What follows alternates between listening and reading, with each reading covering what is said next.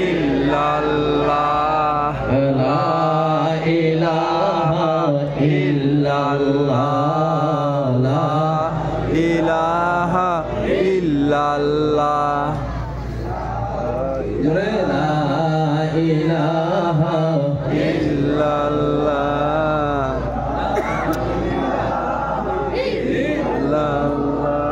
la ilaha illallah la ilaha illallah la ilaha illallah Muhammadur Rasulullah। সম্মানিত দারুল উলুম বাগমারা তুতুরি ইসলামিয়া মাদ্রাসার 54তম বার্ষিক অধিবেশন আজকের পবিত্র আসনে উপবিষ্ট সভাপতির আসনে উপবিষ্ট মহামাননীয় সভাপতি আলহাজ হযরত মুফতি আব্দুল হক হুজুর ছিলেন।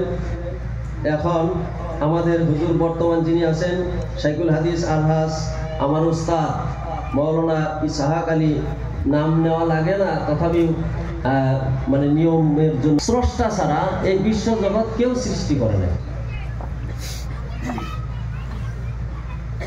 এই বিশ্ব জগৎ সৃষ্টি করে মহান আল্লাহ তাম দুনিয়াটা নিয়ামত দিয়ে পরিপূর্ণ করে দিয়েছে। আপনি যেদিকে তাকাবেন, ডাইনে তাকান, বামে তাকান, সম্মুখে তাকান, পিছনে তাকান, আপনি মাথার উপরে তাকান, মাটির নিচে তাকান, শুধুমাত্র নিয়ামত আর নিয়ামত। কথা বললাম ঠিক না বেঠিক? আমার বন্ধুগণ, মহান আল্লাহ রব্বুল ইজ্জতুল জালাল तमाम বিশ্ব জগৎ নিয়ামতের দ্বারাই পরিপূর্ণ করে দিয়েছেন। আপনি ডাইনে বামে পিছনে সম্মুখে মাটির নিচে যেদিকে তাকাবেন শুধুমাত্র মানুষের জন্য নিয়ামত আর নিয়ামত পরিপূর্ণ ভরা। আপনি বাতাস দেখা যায় না, দেখা যায় বাতাস, এই বাতাসের ভিতরে মহান আল্লাহ রব্বুল ইজ্জতুল জালাল কত নিয়ামত দিয়ে পরিপূর্ণ করে দিয়েছেন। আমার বন্ধুগণ, পানির ভিতরে কত নিয়ামত দিয়ে পরিপূর্ণ করে দিয়েছেন। এই মাটির নিচে কত নিয়ামত যে আল্লাহ রেখে দিয়েছে, যারা নিয়ামতের নিকটে গিয়েছে তারা বেশি উপলব্ধি করতে পারে। तमाम বিশ্ব জগতে আপনি দেখুন, মাটি আমরা শুধুমাত্র হাল মারছি, খেতিবাতি করছি, মাটির থেকে উৎপাদিত ফসল সামগ্রী আমরা খাচ্ছি। এমন কতিপয় দেশ আছে তারা মাটি খনন করে তেল, পেট্রোল, দামি দামি বস্তু উৎপাদন করছে। জোরে কোন ঠিক না বেঠিক? আমার বন্ধুগণ, আল্লাহ বলছেন ওয়া ইন তাউদ্দু নি'মাতাল্লাহি লা তুসুহা। আমি যত নিয়ামত দিয়েছি, নিয়ামত গুনে গুনে তোমরা আমার নিয়ামত শেষ করতে পারবে না। এই পৃথিবীর বুকে সব থেকে বড় যিনি বৈজ্ঞানিক ছিলেন, আমার বন্ধু সৃষ্টি জগৎ নিয়ে যিনি অধ্যয়ন করতেন, মরিস বুকাইল নামের একজন বৈজ্ঞানিক। তিনি মরুর প্রান্তে গিয়ে, মরুর কিনারে গিয়ে বালুকণার দিকে লক্ষ্য করে তিনি তাকাচ্ছেন, দেখছেন। দেখতে দেখতে দেখতে দেখতে গবেষণা করতেছেন, পৃথিবীর চতুর্দিকে তাকায়া তাকায়া গবেষণা করতেছেন। ওই মরুর প্রান্তের মধ্যে বালুকণার মাঝখানে একটা চিকচিকা বালু দেখা যায়। বালুর মধ্যে কত কত চিকচিকা বালু আছে না, চিকচিক করে, করে না গো? চিকচিকা বালু দেখা যায়। আর ওই চিকচিকা বালু কণার দিকে লক্ষ্য করে মরিস বুকাইল বলেছিলেন, আল্লাহ আমারে যে জ্ঞান দিয়েছো, এই জ্ঞানের দ্বারাই তোমার প্রশংসা, তোমার এই নিয়ামতের যদি শুকরিয়া আদায় করতে চাই, একটা চিকচিকা বালু যে তুমি সৃষ্টি করেছো তারও শুকরিয়া আদায় করে শেষ করতে পারবো না। সুবহানাল্লাহ বলে। সুবহানাল্লাহ। আমার বন্ধুগণ, শর্ট আলোচনা করব, আগেই বলেছি আল্লাহর নিয়ামত নিয়ে যদি একজন মানুষ বক্তব্য দেয়, সাধারণত কমসে কম 2-2.5 ঘন্টা বক্তব্য দিলে সামান্য কিছু বলা যাবে। আমি সেই দিকে যাব না, আমার টার্গেট, আমি ডাইরেক্ট আমার আলোচনার দিকে চলে যাব। তামাম বিশ্ব জগতের ভিতরে মহান আল্লাহ রব্বুল ইজ্জত আল জালাল মানুষের জন্য যত নিয়ামত দিয়েছেন, দামি জিনিস দিয়েছেন, আমাদের কাছে স্বর্ণ দামি হতে পারে, রূপ হাতি দামি হতে পারে, হীরা মণি মুকুতা দামি হতে পারে, আমার আল্লাহর কাছে সব থেকে দামি জিনিস মানুষের জন্য যেটা দিয়েছেন সেই জিনিসটার নামই হলো পবিত্র কোরআন। জোরে বলা যাবে কি সুবহানাল্লাহ। কোরআন হচ্ছে এই পৃথিবীর শ্রেষ্ঠ নিয়ামত, কোরআন হচ্ছে এই পৃথিবীর শ্রেষ্ঠ নিয়ামত। আর যে পড়িবে, যে শুনিবে, যে পড়িবে, যে শুনিবে, পাবে নাকি সমান সমান। কোরআন হচ্ছে এই পৃথিবীর শ্রেষ্ঠ নিয়ামত। জোরে বলা যাবে কি সুবহানাল্লাহ।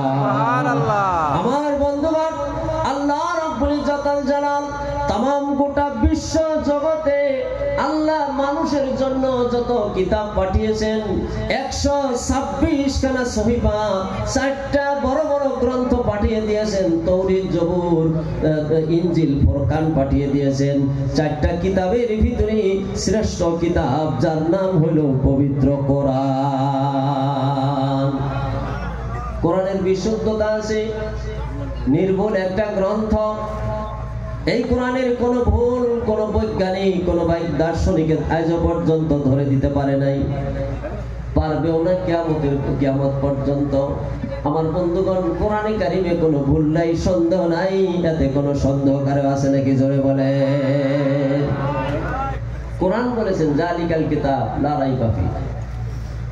এই পৃথিবীতে যত বড় বড় রাইটার চলে গেছে আমার বন্ধুগণ, বৈজ্ঞানিক চলে গেছে, রাইটার চলে গেছে, সাহিত্যিক কবি চলে গেছে, যত কিতাব রচনা করেছেন সমস্ত কিতাবের শুরুতে তারা বলেছে আমার কিতাব আমি লিখলাম, পাঠকগণ যদি কোনো ভুল ধরে দিতে পারো আমার কাছে বললে আমি শুদ্ধ করে আবার আমি রচনা করব। কিন্তু কোরআন পাক বলে দিয়েছেন জালিকাল কিতাব, জালিকাল কিতাব লা রাইবা ফি, this is the book there of fire of no doubt. এমন একখানা গ্রন্থ দিলাম যার মধ্যে ভুল তো দূরের কথা, সন্দেহের কোনো অবকাশ নাই। জোরে কোন সুবহানাল্লাহ। আমার বন্ধুগণ, যথেষ্ট আলোচনা আপনারা শুনেছেন, আমি বলছি যে আমি ডাইরেক্ট চলে যাব আলোচনা, আমি ডাইরেক্ট চলে যাব। এই যে পবিত্র কোরআন মহান আল্লাহ মানব জাতির জন্য কেন দিয়েছেন? 126 খানা সহিফা তো আগে দিয়েছেন, তৌরাত দিয়েছে, জবুর দিয়েছে, ইনজিল দিয়েছে। আবার এই পবিত্র কোরআন মানুষের জন্য কি জন্য একখানা গ্রন্থ দিলেন? আমার বন্ধুগণ, আমি আর আপনি তার উত্তর দিলে হবে না, কোন বৈজ্ঞানিকে উত্তর দিলে হবে না, কোন ফিলোসফারের উত্তর দিলে হবে না। যিনি কোরআন দিয়েছেন তিনি তো এর জবাবটা আমাদের সম্মুখে তুলে ধরতে হবে। আল্লাহ সেই জবাব তুলে ধরেছেন। আল্লাহ পাক বলেছেন আলিফ লাম রা কিতাবুন আনজালনাহু ইলাইকা লিতুখরিজান নাস মিনাজ যুলুমাতি ইলান নূর। জোরে বলেন সুবহানাল্লাহ। আলিফ লাম রা, এর অর্থ দুনিয়ার কোন মানুষ বলতে পারবে নাকি? জোরে কোন পারবে? পবিত্র কোরআনে কারীমের ভিতরে এমন বিক্ষিপ্ত কতিপয় আয়াত আছে, আলিফ লাম রা আছে, আলিফ লাম মিম আছে, কাফ হা আইন সাদ আছে, আছে না নাই? এই পৃথিবীতে যত তাফসীর কারকগণ তাফসীর লিখেছেন কেউ এর অর্থ বলে নাই, সবাই বলেছে আল্লাহু আ'লামু বিমুরাদিহি, এর অর্থ আল্লাহ ছাড়া কেউ জানে না। কিন্তু আমাদের মধ্যে একদল মুফাসসির আছে, তাদেরকে দেখলেই বুঝতে পারবেন তারা এর অর্থ ব্যাখ্যা করে। আমার বন্ধুগণ, সেই মুফাসসির মাদ্রাসায় পড়ুয়া না, বলবো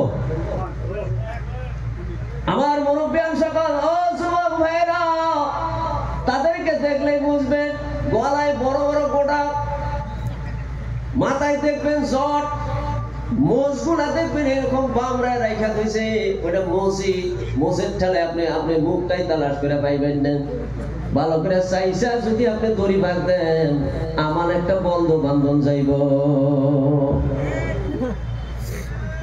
ওই ধরনের মানুষ দেখবেন চার দোকানে গাছতলায় বাঁশতলায় বৈশা বৈশা কয় আলিফতে আল্লাহ, মিমতে মোহাম্মদ, লামতে জিবরাইল। জোরে কোন কয় না? নাই কয় না? আলিফতে আল্লাহ, মিমতে মোহাম্মদ, লামতে জিবরাইল। এক মুহূর্তের জন্য ওদের অর্থটা ধরে নিলাম, ব্যাখ্যাটা ধরে নিলাম।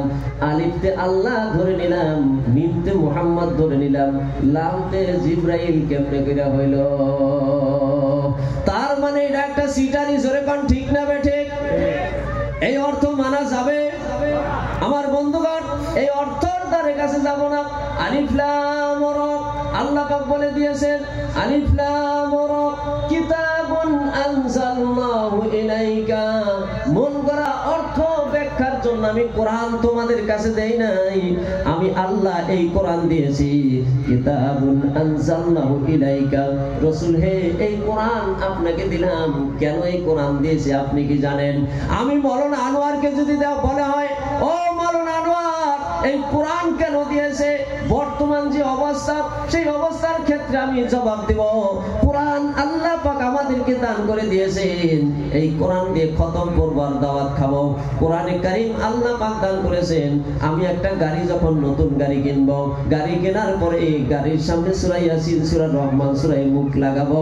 আমার বন্ধুগণ, কোরআন আল্লাহ পাক দান করে দিয়েছেন, জিন ধরেছে, ভূত ধরেছে, আর হুজুরের কাছে নিয়ে যাবো, ফু দিয়া জিন ভূত ছাড়াইয়া দিবে। কোরআন আল্লাহ পাক দান করেছে। আমার একটা বাইক গাড়ি আমি কিনেছি, বা নতুন ঘর আমি একটা দিয়েছি, হুজুরকে নিয়ে আমি ঘরের মধ্যে দোয়া পড়াইয়া দিব, যাতে করে আমার ঘরের ভিতরে কোনো জিন আর ভূত না ধরে, আমার নতুন গাড়িটা যাতে অ্যাক্সিডেন্ট হইয়া না যায়। জোরে কোন ঠিক কিনা নাই? আল্লাহ পাক বলেন এই কোরআন তোমার গাড়ি অ্যাক্সিডেন্টের থেকে বাঁচানোর জন্য দেওয়া হয় নাই, ভূত পেট ছাড়ানোর জন্য এই কোরআন দেওয়া হয় নাই। এই কোরআন দেওয়া হয়েছে ওয়া কুল্লা শাইইন ফাসসালনাহু তাফসীলা। তোমার জীবনটা, তোমার মানব নামের এই মহা সম্পদটা যাতে অ্যাক্সিডেন্ট হইয়া জাহান্নামের গর্তের মধ্যে পতিত না হয়, যার জন্য কোরআন নামের একটা গাইড বুক তোমাকে দান করে দেওয়া হয়েছে। ওই গাইড বুক দিয়ে তুমি আস্তে আস্তে আস্তে চলতে চলতে জাহান্নামের পথটাকে অতিক্রম করে জান্নাত নামের শান্তির বাসরে তুমি যেতে পারো। আমার বন্ধুগণ, আল্লাহ জানিয়ে দিলেন আলিফ লাম রা কিতাবুন আনজালনাহু ইলাইকা। হে রাসূল, এই কোরআন আপনার উপরে কেন নাজিল করেছি আপনি কি জানেন? এই জন্য নাজিল করেছি লিতুখরিজান নাসা মিনাজ যুলুমাতি ইলান নূর। এই কোরআন আপনাকে দেওয়া হয়েছে এই জন্য, যাতে করে তামাম গোটা জগতের সমস্ত মানব মণ্ডলীকে পঞ্জীভূত আন্ধার থেকে আপনি আলোর সন্ধান দিতে পারেন। জোরে কোন সুবহানাল্লাহ। এই পৃথিবীতে যত মতবাদ আছে, কার্ল মার্ক্সবাদ, লেনিনবাদ, মাও সেতুংবাদ, যত বাদ আছে, সমস্ত বাদ হচ্ছে অন্ধকার, আর পবিত্র কোরআনের বাদ হচ্ছে আলো। আলো আলো চিল্লায়া বলেন একবার সুবহানাল্লাহ। আমার বন্ধুগণ, আলো আর অন্ধকার আমি আস্তে আস্তে চাপিয়ে দিব, একদম শর্টলি আলোচনা। বন্ধু, এই যে আলোর কথা বলেছেন, তামাম দুনিয়াটা অন্ধকার, আর কোরআনের জ্যোতি হচ্ছে, কোরআন হচ্ছে আলো। এই পৃথিবীতে আমার বন্ধুগণ অন্ধকার দুই প্রকার। জোরে কোন কয় প্রকার? একটি হচ্ছে রাত্রির অন্ধকার, আরেকটি হচ্ছে মানুষের পাপের অন্ধকার। আর দিনের আলো, এই আলো দুই প্রকার, একটি হচ্ছে দিনের আলো, আরেকটি হচ্ছে পবিত্র কোরআনের আলো। দেখবেন এই পৃথিবীতে কতিপয় প্রাণী আছে, তারা রাত্রির আলো পছন্দ করে না।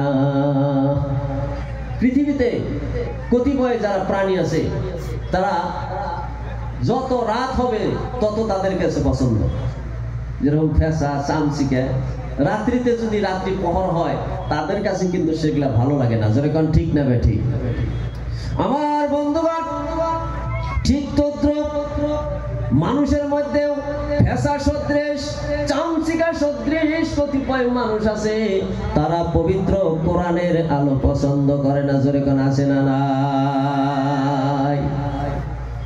আপনি যে মাদ্রাসার হুজুররা যদি একটু কালেকশনে যায়, মাদ্রাসার সেক্রেটারি কমিটি যদি একটু কালেকশনে যায়, কোটিপতি মানুষ রিসিপ্টটা দেওয়ার পরে দেখবেন সে ফকিরপতি হইয়া যায়। আছে না নাই এরকম মানুষ? যেরকম আছে না নাই? আমার বন্ধুগণ, এই কোরআন নামের বাতিটাকে নিভিয়ে দেওয়ার জন্য, কোরআন নামের লাইটটাকে দুনিয়া থেকে বিদায় করার জন্য তাম বিশ্ব জগতে চক্রান্ত করতেছে আমার বন্ধু। আর আবহমান কাল থেকে চক্রান্ত চলে আসছে, আজও পর্যন্ত কেউ কিন্তু বাতি নিভাইতে পারে নাই। 2013 সালে আমার একটা ঘটনা মনে পড়ে গেল।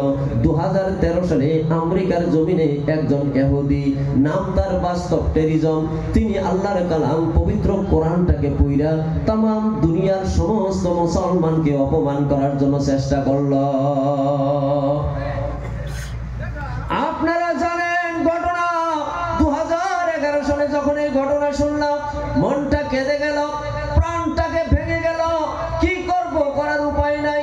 আল্লাহ পাকের কাছে দোয়া করলাম, আল্লাহ তোমার পবিত্র কোরআন আমেরিকার জমিনে পড়বে, এটা তো আমার সহ্য হয় না। আল্লাহর কাছে দোয়া করলাম, সকালবেলা কোরআন পড়বে, একটু খবর নেওয়ার জন্য টিভির সামনে চলে গেলাম। ইন্ডিয়ার বাতুরিতে কিছু পাইলাম না, বাংলাদেশের বাতুরিতে একটু পেলাম। বাংলাদেশের বাতুরি পরিবেশন বলে দিলেন, আজকের ডেটে আমেরিকার জমিনে যে কোরআন পড়ার কার্যসূচি ছিল, তদানীন্তন সময়ের রাষ্ট্রপতি বারাক ওবামা সেই কোরআন পড়ার কার্যসূচিটাকে বাতিল করে দিয়েছে। কিন্তু আমাদের বাংলাদেশের একজন হিন্দু, নাম তার নকুল কুমার বিশ্বাস, যেরকম কি আমার বন্ধুগণ বাতুরি পরিবেশক বলে দিলেন, আমাদের বাংলার জমিনের একজন গায়ক, তিনি কোরআন নিয়ে কেন কোরআন পড়তে পারবে না সেই সংক্রান্তে তিনি একটি গজল রচনা করেছেন। একটু পরেই আপনাদের সম্মুখে সেই গজলটা পাঠ করে শোনাবে। আমার বন্ধুগণ এত সুন্দর গজল গাইলেন, আমি শুনলাম, আমার মনটা তো জুড়াইলো, এই সঙ্গে সঙ্গে গজলটা আমি মুখস্থ করলাম। গজলটা আপনাদেরকে শোনাবো। যদি আগুন লেগে ধ্বংস হয় সব পৃথিবীর বইয়ের দোকান, তবু বিশ্ব থেকে হারাবে না পবিত্র কোরআন। সুবহানাল্লাহ। যদি আগুন লেগে ধ্বংস হয় সব পৃথিবীর বইয়ের দোকান, তবু বিশ্ব থেকে হারাবে না পবিত্র কোরআন। করবে কেমন করে কোরআন ধ্বংস আগুনের ওই তেজে, করবে কেমন করে কোরআন ধ্বংস আগুনের ওই তেজে। আছে বিশ্ব ভরা কোটি কোটি কোরআনের হাফেজ, তারা ছাপাইবে এই আসমানি গ্রন্থ, তারা ছাপাইবে এই আসমানি গ্রন্থ, বাঁচাবে কোরআনের মান, বিশ্ব থেকে হারাবে না পবিত্র কোরআন। বলেন আমার সাথে, বিশ্ব থেকে হারাবে না পবিত্র কোরআন। এই কোরআন নিয়ে কতজনে করলো আদালতে কেস, লেখলো সালমান রুশদি বিদেশ পূর্ণ, সেটা নাকি বারসে, তবু আল কোরআনের নূরের জ্যোতি,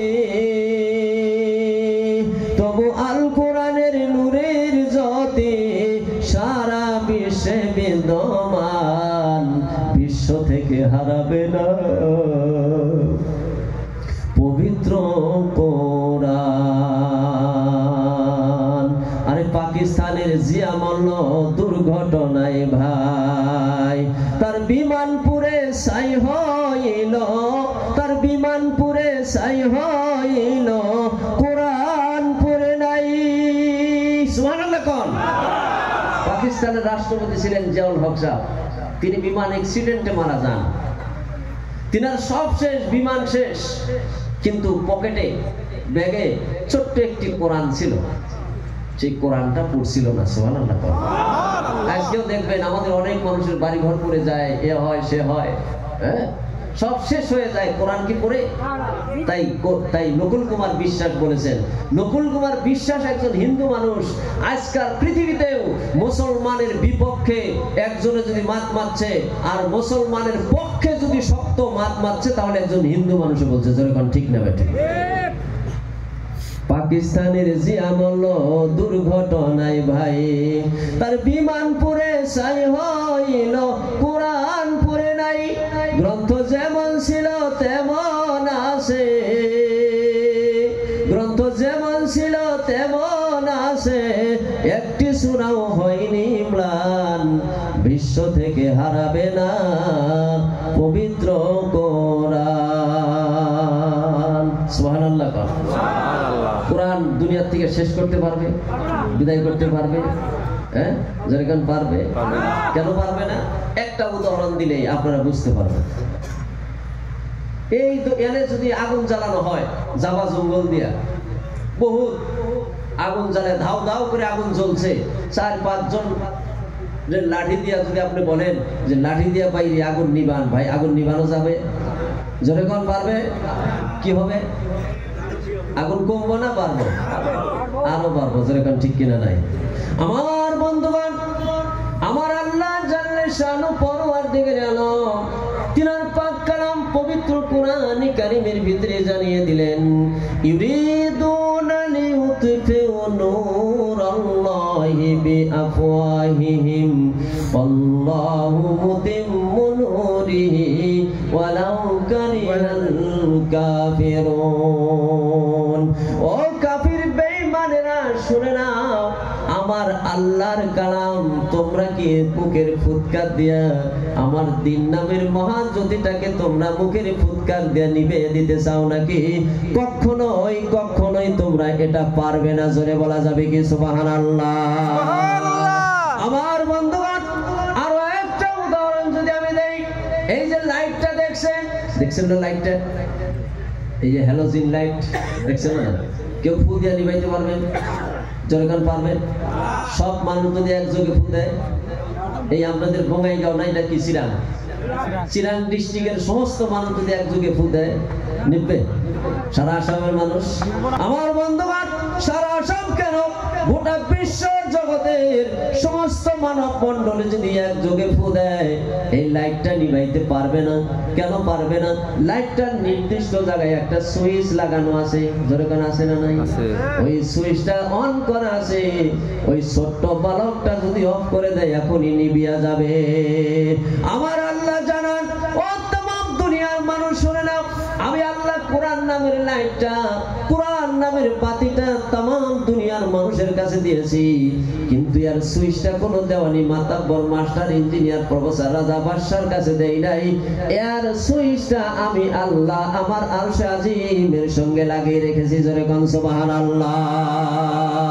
লা ইলাহা ইল্লাল্লাহ, লা ইলাহা ইল্লাল্লাহ। আমার বন্ধুগণ, সেই আল্লাহর কালাম পবিত্র কোরআন, এর পক্ষে না আমরা বিপক্ষে? এর পক্ষে না আমরা বিপক্ষে? আমার বন্ধুগণ, এই কোরআনের পক্ষে মুখে থাকলে হবে না, কোরআনের পক্ষে আমরা মুখে না বুকে? জোরে কর, আওয়াজ দিয়ে এখন, মুখে না বুকে? আমার বন্ধুগণ, যদি আমরা কোরআনের পক্ষে এই বুক দিয়ে নিতে চাই, আমাদেরকে কোরআনের জন্য 3টা জিনিস দেওয়া লাগবে। আমার বক্তব্য শর্ট করে দেব, 3টা জিনিস আমাদেরকে কুরবানি করতে হবে। এই 3টা জিনিস দিয়াই সাহাবায়ে কেরাম আল্লাহর দ্বীন দুনিয়ায় কায়েম করেছিলেন। আল্লাহর নবী বিশ্ব নবীর প্রতি আন্তরিকতা মহব্বত দেখাইছিলেন 3টা জিনিস দিয়ে। 1 নাম্বার, আল্লাহর নবীর সাহাবাগণ আল্লাহর দ্বীনের জন্য, কোরআনের জন্য নিজের জীবনটা উৎসর্গ করতে কুণ্ঠাবোধ করে না। আল্লাহর নবী দ্বীন দুনিয়ায় প্রচার আরম্ভ করে দিলেন। শর্ট শর্ট আলোচনা বন্ধ। নবী আমার দিন প্রচার আরম্ভ করলেন মক্কার জমিনে 13টি বছর আমার নবী দিন প্রচারের কাজ আরম্ভ করে দিয়েছেন। মক্কার জমিনে যে কত অত্যাচার উৎপীড়ন কষ্ট সহ্য করলেন, মক্কার জমিনে নবী আমার তিষ্ঠিতে না পারে তাইফের জমিনে গেলেন। তাইফে 6 মাইল রাস্তা পর্যন্ত তাইফবাসীরা নবীজির শরীরে রক্ত দিয়া 6 মাইল রাস্তা লাল করে দিল। নবীজির চামড়া তাদের পাথরের আঘাতে ফেটে গেল। হযরত যায়েদ রাদিয়াল্লাহু তাআলা বলেছেন, আল্লাহর নবীর সঙ্গে আমি ছিলাম, পাথরের আঘাতে নবীজির চামড়া ফেটে রক্তগুলো চুয়ে জুতা মোবারকের মধ্যে পড়েছিল।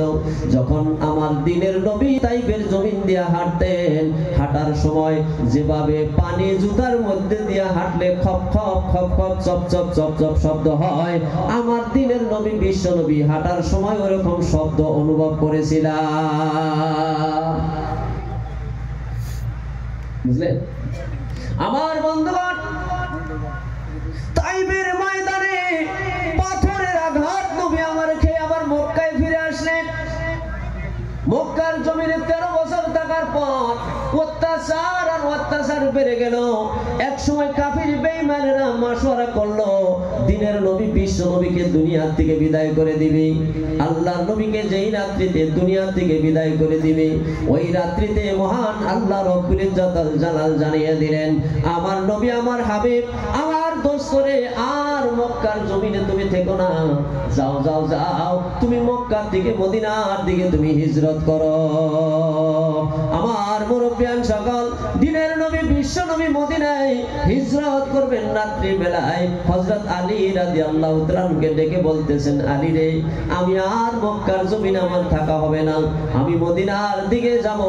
কিন্তু মক্কার মানুষের কিছু আমানত আমার কাছে আছে, টাকা পয়সা আছে, সোনা দানা আছে। রাত্রি পোষাইলে তুমি এইটা অমুকের, এইটা অমুকের, এইটা অমুকের, এই বস্তুগুলা তুমি তাদের হাতে তুমি পৌঁছে দিবা, আর রাত্রিতে আমার রুমের মধ্যে তুমি ঘুম পাড়িয়া থাকবা। আল্লাহর নবী বিশ্বনবী সমঝাইয়া দিন সেখান থেকে চলে গেলেন। আমার বন্ধুগণ, আমি শর্ট করে ঘটনাগুলো বলছি। হুজরাত থেকে, ঘরের থেকে, রুমের থেকে দিনের নবী বিশ্ব নবী চলে গেলেন। হযরতে আলী রাদিয়াল্লাহু তাআলা দিনের নবীকে কতটুকু ভালোবাসতেন তারই একটা নজির আপনাদের সামনে আমি তুলে ধরছি। আমার বন্ধু হযরত আলী রাদিয়াল্লাহু তাআলা নবীজির ঘরের মধ্যে নবীজির চাদর গায়ে দিয়া, কম্বল গায়ে দিয়া শুয়ে রইলেন। জোরে কন্যা একবার সুবহানাল্লাহ। কত বড় কুরবানি! সুবহানাল্লাহ। আমার বাবাকে মারতে আসবে নিশ্চিত আমি জানি, 5 জন দুশমনে মারতে আসবে আজকে রাত্রিতে। বাবাই যদি বলে, বাবা আজকে তো আমাকে, আমি যদি ঘরে থেকে আমারে মারতে আসবে, আমার বদলি আমার বিছনায় কম্বল গায়ে দিয়ে তুমি শুয়ে থাকবা। ওরা যদি মারতে আসে, ডেকারের কপ লাগুক, লাঠির বাড়ি লাগুক, বন্দুকের গুলি তোমার শরীরেই জানি লাগে, আমি মানবো নাকি? জোরে কন, জোরে কন, মানবো নাকি? আমি বলবো, বাবা তুমিও মরার দরকার নাই, আমিও মরার দরকার নাই, দুইজনের শুদ্ধা বলাই, তাই বলবো না? বাবারে মরবার দিব না, মানে মহব্বত আছে, কিন্তু নিজে যে মরবো এটা মাইনা নেব না। কিন্তু হযরত আলী রাদিয়াল্লাহু তাআলা, সুবহানাল্লাহ একবার জোরে কোন, আলী রাদিয়াল্লাহু তাআলা কম্বলটা গায়ে দিয়ে শুয়ে রইলেন। দিনের নবী চলে গেল। রাত্রিতে দুশমনগণ এসে দেখে হযরত আলী শুয়ে আছে। আমার বন্ধুগণ, হযরত আলী শুয়ে আছে। সকালবেলা জিজ্ঞাসা করলেন একজন, আলী রে, তোমার দিলের ভিতরে কি ভয় জাগলো না? বলে, না, ভয় তো জাগি নাই, তুমি রাত্রিতে কি ঘুম পাড়তে পেরেছ? হযরত আলী রাদিয়াল্লাহু তাআলা জবাবে বলেছিলেন, আমার জীবনে আমি যত ঘুম পেরেছি, আজকাল রাত্রির মতো শান্তির ঘুম আমার জীবনে হয় নাই। কেন রে আলী, এত সুন্দর ঘুমটা তুমি কেন পেরেছ? এইভাবে মেনেছিলেন। আমার বন্ধুগণ, আমরা কি সেই দিনের নবী বিশ্ব নবীর জন্য জান দিতে রাজি আছি কিনা নাই? আমার বন্ধুরা, আমরা উম্মতে মুহাম্মাদি আল্লাহর নবী বিশ্ব নবীকে কি পাখিরা ভালোবাসতেন, আসমানের চন্দ্র ভালোবাসতেন, সূর্য ভালোবাসতেন, নক্ষত্ররা ভালোবাসতেন। আল্লাহর নবীরে আমার বন্ধুগণ গাছে ভালোবাসতো, সাপে ভালোবাসতো, মরা কাঠ পর্যন্ত নবীকে ভালোবাসতো। কিন্তু আমরা উম্মতে মুহাম্মদী নবীকে ভালোবাসতে শিখি নাই। সাহাবায়ে কেরাম জীবন দিতেন। হযরতে আবু বকর সিদ্দিক রাদিয়াল্লাহু তাআলা আনহু, হযরতে বিলাল রাদিয়াল্লাহু তাআলা আনহুর নাম আপনারা শুনেছেন। তিনারা কিভাবে অকাতরে নবীর জন্য কষ্ট করতেন আমার বন্ধু। আজকের মাহফিলে শত সহস্র মহিলারা এসেছে, আসছে না? মহিলারা আসছে না নাই? শত সহস্র মহিলারা এসেছে, প্রজেক্টর দিয়ে আমাদেরকে দেখতেছেন, কথা শুনতেছেন। মহিলাদের জন্য এক্সট্রা করে বক্তব্য দেওয়ার মতো আমার টাইম নাই, কারণ আমার উপরে বিরাট বড় একটা বোঝা দিয়ে রেখেছেন। টাইমও একেবারে শর্ট, তারপরে কাজও দিয়েছে বিরাট বড় একটা ভারী। তবু আমার মা বোন সকল ইসলাম থেকে বর্তমান দূরে, কিন্তু মা বোনদেরকে ইসলাম থেকে দূরে আল্লাহ সরায় নাই। যে সময় নারীর কোনো মর্যাদা ছিল না, নারী কন্যা সন্তান হইলে গলায় টিপে টিপে মেরে ফেলতো, বাবার চেহারা মলিন হয়ে যাইত। আমার মা বোন সকল, যেই সময় নারী সমাজের ভিতরে ছিল আবর্জনা। আমি একটা কিতাব পড়েছিলাম এক সময়, আজ থেকে নিয়ে 10 বছর আগে আমি একটা কিতাব কিনেছিলাম। ডক্টর জাকির নায়েক সেই কিতাবটা লিখেছিলেন, নারীদের ইতিহাস সম্পর্কে সেই কিতাবটা ছিল। আমি সেই কিতাবটার মধ্যে দেখেছিলাম আল্লাহর নবী বিশ্ব নবী দুনিয়ার মধ্যে আসবেন, তার 1 বছর আগে আরবের মধ্যে বিরাট বড় একটি কনফারেন্স হয়েছিল। সেই কনফারেন্সের মধ্যে দেশ বিদেশের বড় বড় রাইটার, বড় বড় লেখক, বড় বড় রাজা বাদশাগণ এসেছিলেন। তারা এসে সেই সময় আমার মা বোন সকল, তিনারা সেই মিটিং এর কার্যসূচি ছিল নারীরা মানুষ না অন্য কোনো কিছু। সেই কার্যসূচির 3 দিনিয়া প্রোগ্রামে পাশ হয়েছিলেন, নারীরা মানুষ না, নারীরা শুধুমাত্র আমাদের জন্য ভোগের সামগ্রী। জোরে কোন একবার নাউজুবিল্লাহ। ইসলাম আসলো, আমার বন্ধুগণ নারীকে গলায় টিপে টিপে হত্যা করত। আল্লাহর নবীর কাছে এক সাহাবা গিয়ে কয়, নবীজি আমার মেয়েটাকে আমি গলায় টিপে টিপে হত্যা করেছি, 70 জন আমি কন্যা সন্তানকে হত্যা করেছি, আমার জীবনের গুনাহ খাতা কি মাফ হয়েছে নাকি?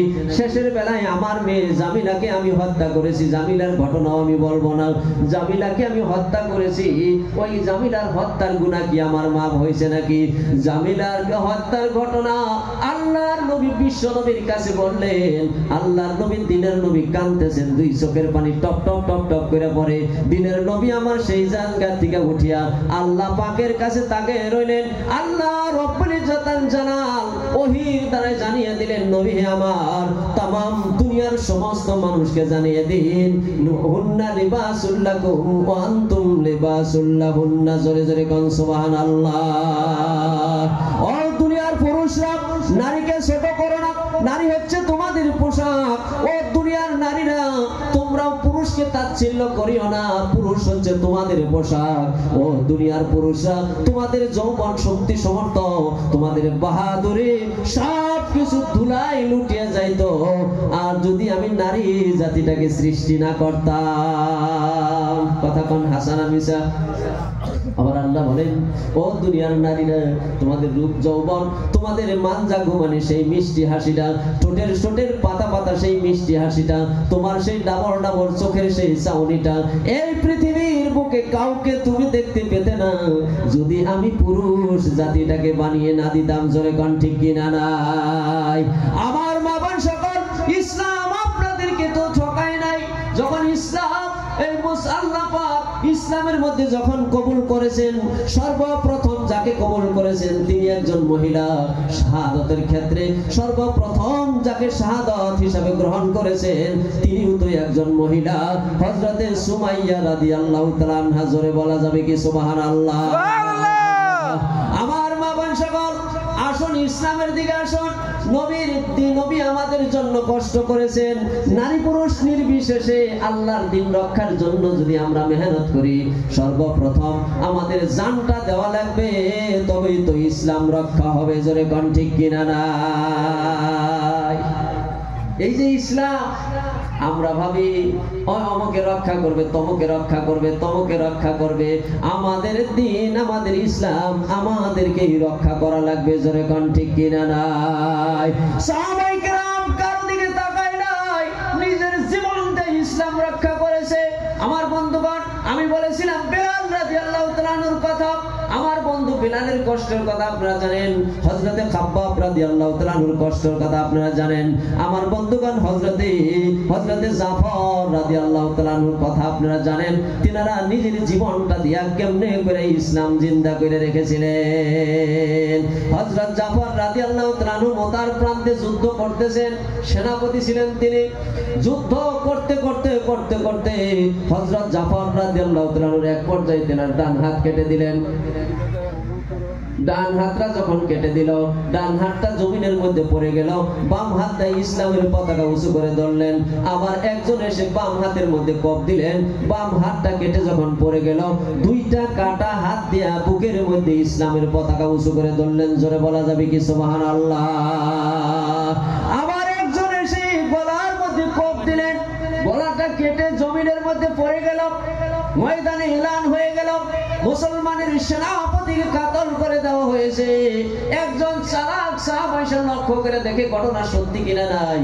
লক্ষ্য করে দেখে হযরত জাফর রাদিয়াল্লাহু তাআলা আনহুর ডান হাতটা এক জায়গায় পড়ে আছে, বাম হাতটা এক জায়গার মধ্যে পড়ে আছে, গলাটা নিচের অংশটা এক জায়গার মধ্যে পড়ে আছে।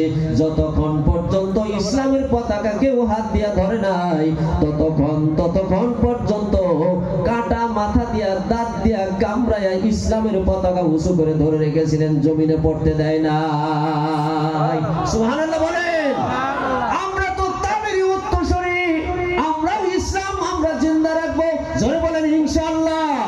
জীবনের এক পল অনুযায়ী পর্যন্ত, এক ফোঁটা রক্ত থাকা পর্যন্ত ইসলামের একটু পর্যন্ত ক্ষতি আমরা হতে দিব না। জোরে বলা যাবে কি সুবহানাল্লাহ?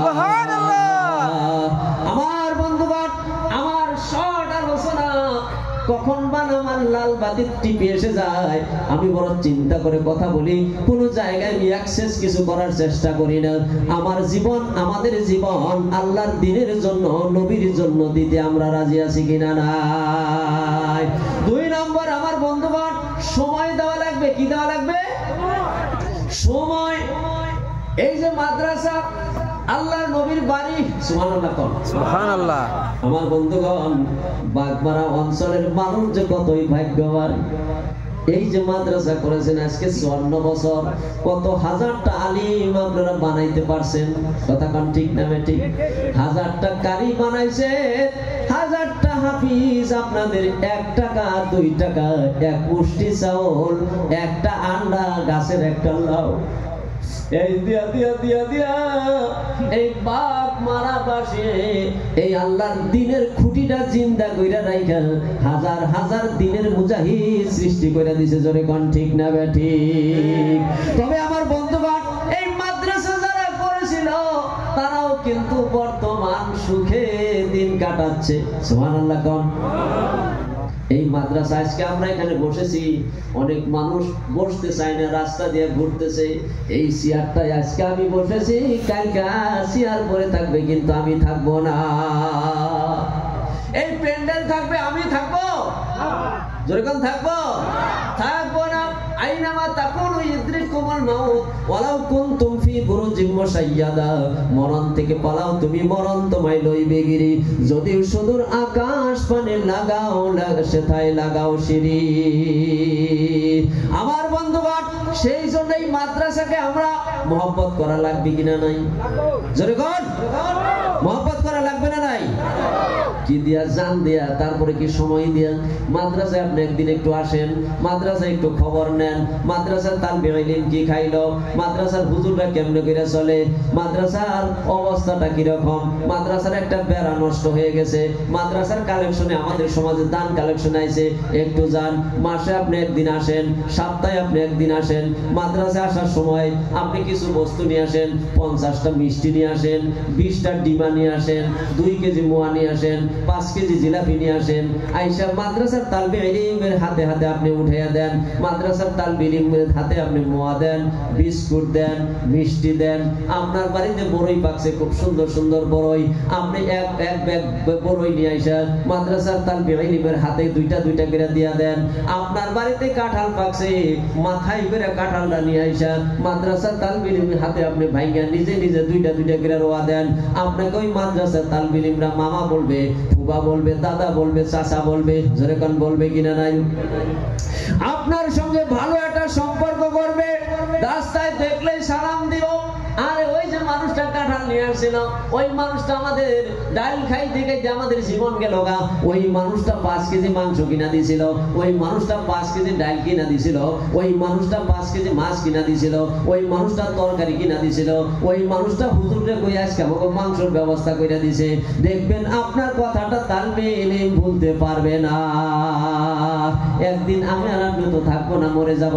আমার মরার খবর মাদ্রাসায় এসে যাবে, খবর পাইবেন দেওয়ানি সাহেব নাই, মাস্টার সাহেব নাই, সেক্রেটারি সাহেব নাই, প্রেসিডেন্ট সাহেব নাই, অমুক মানুষটা খুব মাদ্রাসায় আইতো, অমুক শিক্ষকটা খুব মাদ্রাসায় আইতো, আরে সেই মানুষটা নাই। তালবে ইলমগণ বলবে না রে না, আর পড়বো না। ওই মানুষটা আমাদের খবর নিত, ওই মানুষটা আসতো, আজকের থেকে আমরা ইতিম হয়ে গেলাম, আর পড়বো না হুজুর, যাই তো দেখি কি করা যায়। দেখবেন দৌড়ে আপনার বাড়িতে যাইব, যাইনে আপনার জন্য গোসলের ব্যবস্থা করবে, দাফন কাফনের ব্যবস্থা করবে, বাঁশ কাটবে, কবর খুঁজবে। আমার বন্ধুগণ সুন্দর করে গা গোসল দোয়া আপনাকে ভালো করে কাফন দাফনের ব্যবস্থা করবে। কাপড়গুলা তালবে ইলমরা নিজ হাতের দ্বারা আপনার গায়ে পরাইয়া দিবে, আপনার শরীরের নামাজের জায়গাগুলোতে আতর পরাইয়া দিবে, আতর পরাইয়া দিয়া সুন্দর করে আপনাকে ঢাকবে, ডাইকা সুন্দর করে খাটিয়ার মধ্যে রাখিয়া জানাজার জন্য দাঁড়াইয়া যাবে। সমস্ত মানুষ দাঁড়িয়ে গেছে, তালবে ইলম দাঁড়িয়ে গেছে, তাকবীরে তাহরিমে বান্দা সবাই দোয়া পড়তেছে, সবাই বলতেছে অমুক মানুষটা দোয়া পড়তেছে, আর তালবে ইলমের মনের মধ্যে খেয়াল, হায়রে এই মানুষটা মাদ্রাসার খবর নিত, আজকাল থেকে সেই খবর নেওয়া বন্ধ হয়ে গেল। আমাদের বুঝি ডাইল খেয়ে জীবন যাই করে, এই মানুষটা নিজের পকেটের থেকে ডিমা দিত, মাংস দিত, মাছ দিত, আজকাল থেকে আর দিবে না। তালবে ইলমরা বলবে আমরা ইতিম হইলাম, তাদের অজান্তে এক ফোঁটা চোখের পানি যখন বাইরে হয়ে যাবে, আল্লাহ বলবে ও তালবে ইলম আর কান্দিস না রে, কান্দিস না, তোদের চোখের পানি আমার সয় না রে, সয় না, আমি তোদের চোখের পানি কবুল করে নিলাম, যার জন্য কান্দিছিস তাদেরকে আমি আল্লাহ মাফ করে দিলাম। কন্যা একবার সুবহানাল্লাহ, নারে তাকবীর। আমার বন্ধুগণ, এই মাদ্রাসার খবর নেওয়ার আমাদের দরকার আছে না নাই? জোরে কোন আছে না নাই? আওয়াজ দিয়ে বলেন আছে না নাই? আমার বন্ধুগণ, মহব্বত এই মাদ্রাসার করার আছে না নাই? যদি আমরা এই মাদ্রাসার মহব্বত করি, দিনের নবী বিশ্ব নবীর মহব্বত করা হইয়া যাবে। জোরে কোন সুবহানাল্লাহ। কিন্তু আমরা দুনিয়ার বহুত কিছু মহব্বত করি, গান মহব্বত করি, কোন একজন মেয়েকে মহব্বত করি, দেখবেন ফুলই মহব্বত করি, কিন্তু দিনের নবীকে মহব্বত আমরা করতে চাই না। আল্লাহর নবীকে উট পর্যন্ত মহব্বত করেছিলেন। নবী আমার যখন দুনিয়া থেকে বিদায় হয়ে যাইবে, সেই সময় যেই নবীজি যে উটের পৃষ্ঠে ঘোরাঘুরি করত, কাসওয়া নামের উটটা, 3 দিন পর্যন্ত ওই উট খানা খায় না, পানি খায় না, কিচ্ছু খায় না, কান্দে আর কান্দে, কান্দে আর কান্দে, কান্দে কান্দে কান্দে কান্দে 3 দিন পর্যন্ত বুক ফাইটা দুনিয়া থেকে বিদায় হয়ে যায়।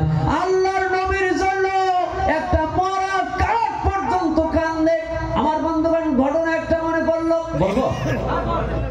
আমার বন্ধুগণ, আল্লাহর নবী বিশ্ব নবী মসজিদে নববীতে খুতবা দান করতেছেন, তখন মেম্বার নাই, একটা কাঠের মধ্যে হেলান দিয়ে খুতবা দেয়, একটা কাঠের মধ্যে হেলান দিয়ে খুতবা দেয়।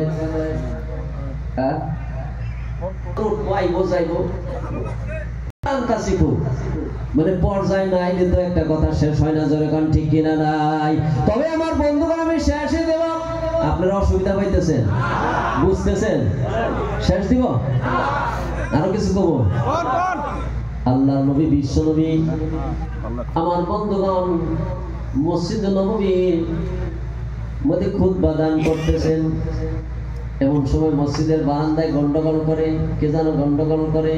নবীজি সন্ধান নিয়ে দেখলেন হযরত ওমর রাদিয়াল্লাহু তাআলা গন্ডগোল করতেছে। ওমর রে, তুমি কেন গন্ডগোল করো?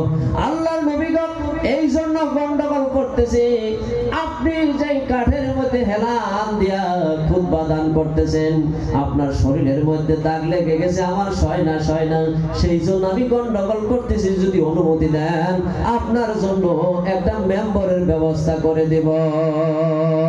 আমার বন্ধুগণ, শর্ট করে দিলাম। নবীজি অনুমতি দান করলেন। মেম্বরের উপরে পরবর্তী শুক্রবারে নবী আমার দ্বারে খুতবা দান করলেন। আর সেই মরা কাঠটাকে আমার বন্ধু মসজিদের বারান্দায়, মসজিদের বাইরে আইনা রাইখা দিছে। নবীজি যখন খুতবা দান করতেছেন, ওই কাঠের থেকে আওয়াজ আসে, কান্নার আওয়াজ। বিনায়া বিনায়া বিনায়া বিনায়া কান্দে, কে জানো কান্দে। আল্লাহ নবী বলে, কে কান্দে রে, দেখতো। নবী আমার স্বয়ং এসে দেখলে ওই কাঠের থেকে আওয়াজ আসে, কাঠ কেন কান্দ? কাঠে বলে দিলেন, নবী গো, আপনি আমার সঙ্গে হেলান দিয়া আপনি খুতবা দান করতেন, আজ থেকে আমি মাহরুম হয়ে গেলাম। দিনের নবী বিশ্ব নবী বললেন, ও কাঠ, তুমি কান্না বন্ধ করো। বলে, হুজুর গো, আমি কান্না বন্ধ করতে পারি, একটা ওয়াদা যদি আপনি দেন, কিয়ামতের দিন আমারে ছাড়া আপনি জান্নাতে যাবেন না। আল্লাহর নবী বিশ্ব নবী, আমার মুরব্বিয়ান সকল, মা বোন সকল, সেই মরা কাঠ আল্লাহর নবী বিশ্ব নবী সেখান থেকে নিয়ে মসজিদে নববীর মেম্বরের পাশে রাইখা দিলেন। রিয়াজুল জান্নাতের মধ্যে জায়গা পেয়ে গেল। সেই মরা কাঠেরও কান্না বন্ধ হয়ে গেল। বন্ধুগণ, আমার কথাটা বলার উদ্দেশ্য হইল, একটা মরা কাঠ দিনের নবী বিশ্ব নবীকে চিনতে পাইল, আর আমরা মুমিন মুসলমান নবীর উম্মত হইয়া এখন পর্যন্ত চিনতে পারলাম না।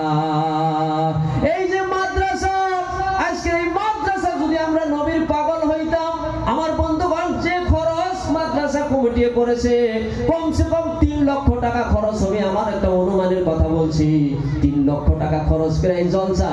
আর এই জলসার মধ্যে আমার বন্ধুগণ, যত মানুষ প্যান্ডেলের ভিতরে আছে, তার থেকে বেশি মানুষ বাইরে আছে। জোরে কোন ঠিক কিনা নাই?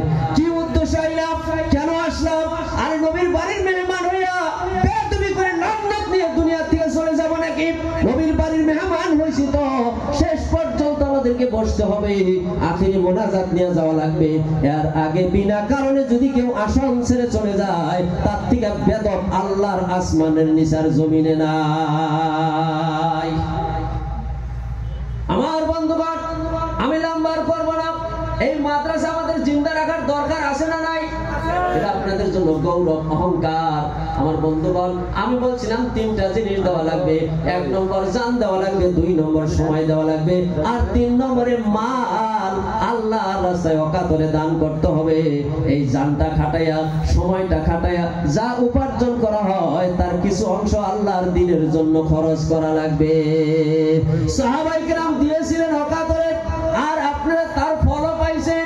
আমার বন্ধুগণ, আপনারা জানেন দেওবন্দ মাদ্রাসা কিভাবে প্রতিষ্ঠিত হয়েছিল। দেওবন্দ মাদ্রাসা একটা ডালিম গাছের নিচে দেওবন্দ মাদ্রাসা প্রতিষ্ঠিত হয়েছিলেন। আমার বন্ধুগণ, আমরাও সেইভাবে হয়তো ছোট্ট ছিল, আস্তে আস্তে বড় হচ্ছে। দেওবন্দ মাদ্রাসাটা এমনি হয় নাই।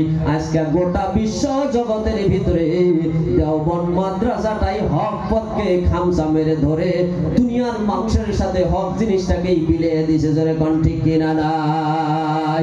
এই দেওবন্দ মাদ্রাসা যিনি প্রতিষ্ঠাপক ছিলেন, আমার বন্ধুগণ, হযরত মাওলানা কাসিম নানতুবি রহমাতুল্লাহ আলাইহি, তিনি বাড়িতে একদিন বসে আছেন। এমন সময় তেনার বিবি বলল, ও প্রাণের স্বামী গো, আপনার মাদ্রাসার তালবে ইলম কি খাবে? আজকে তো কোনো খানা নাই। আমার বন্ধুগণ, কোনো খানা নাই, কোনো খানা নাই। বলে, সত্যি তো নাই? বলে, হ্যাঁ নাই। তাহলে কি করা যায়? উনি আমার বন্ধুগণ ওই দেওবন্দ মাদ্রাসার এলাকাধীন অঞ্চলের মধ্যে ওই তালবে ইলমের জন্য কিছু ব্যবস্থা করার চেষ্টা করলো। না হলো না। শেষের বেলায় উনি রাত্রির বেলায় কি করলেন? সমস্ত তালবে ইলম না খাওয়া শুয়ে আছে। কি করবে?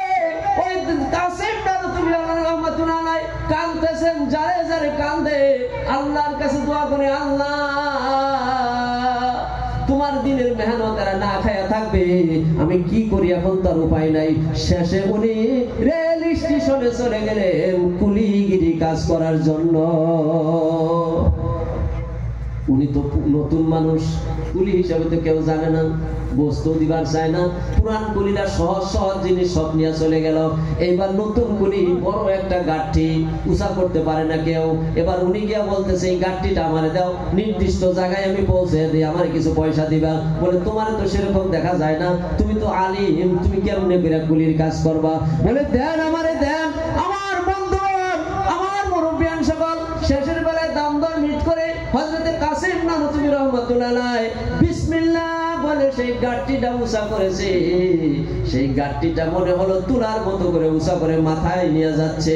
আমার বন্ধুগণ, সেই ইংরাজ, সেই মহাজন হযরতে কাসিম নানতুবি রাহমাতুল্লাহ আলাইহি যখন আগে রওনা হয়েছেন, পিছন দিক দিয়ে লক্ষ্য করে দেখে ওই টোপলা ইমাম কাসিম রাহমাতুল্লাহ আলাইহির মাথার উপরে নাই, কমসে কম আদাত উপরে রয়ে গেছে। অর্থাৎ আল্লাহর দ্বীনের জন্য আগ বাইরে যাওয়ার জন্য মহান